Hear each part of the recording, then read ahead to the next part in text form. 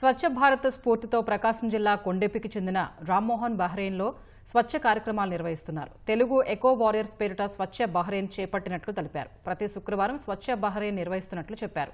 ఇప్పటివరకు సిత్రా, జుబైర్, reef island, Seef, water garden city, భారత రాయబార కార్యాలయం వద్ద స్వచ్ఛ కార్యక్రమాలు నిర్వహించామన్నారు. వెంకటపాలెంలో టీటీడీ ఆధ్వర్యంలో నిర్వహించిన శ్రీనివాస కళ్యాణంలో ఆయన పాల్గొన్నారు. ఈ సందర్భంగా స్వచ్ఛ బహ్రెయిన్ కార్యక్రమాల్ని మంత్రులు ఆనం రామనారాయణ రెడ్డి, నారాయణకు వివరించి ప్లకార్డులపై వారి సంతకాలు తీసుకున్నారు. సో బహ్రెయిన్లో బీచ్లు క్లీన్ చేయాలనే ఉద్దేశంతో స్వచ్ఛ భారత్ ఇన్స్పిరేషన్ తోటి స్వచ్ఛ బహ్రెయిన్ స్టార్ట్ చేసి అక్కడ బీచ్ క్లీన్ చేస్తామండి, ఎన్విరాన్మెంట్ ప్రొటెక్ట్ చేయడం కోసం. సో ప్లాస్టిక్ నుంచి జరిగే ఆ ప్లాస్టిక్ వ్యర్థాల నుంచి ప్రజలకు ఎట్లా ప్రాణహాని ఉందో దాని గురించి ఎక్స్ప్లెయిన్ చేస్తూ, ప్రజలకు మోటివేట్ చేస్తూ, సో పిల్లల్ని అందరినీ ఇన్స్పైర్ చేస్తూ, తెలుగు కమ్యూనిటీ కాకుండా ఇండియన్ కమ్యూనిటీ అందరినీ ఇన్స్పైర్ చేస్తూ ఈ స్వచ్ఛ బహ్రెయిన్ కార్యక్రమం చేస్తామండి.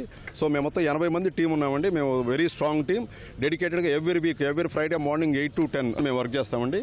సో ఆల్మోస్ట్ 56 వీక్స్ కంప్లీట్ అయింది. రెగ్యులర్గా ఇది కంటిన్యూగా ఫర్ ఇది చేయాలన్న కాన్సెప్ట్ తోటి మా టీం డెడికేటెడ్గా టీం వర్క్ చేస్తున్నారండి. మా team name called like Telugu eco warriors. ముఖ్యమంత్రి చంద్రబాబు నాయుడు గారు స్వచ్ఛాంధ్ర అని చెప్పి కాన్సెప్ట్ చేస్తున్నారండి.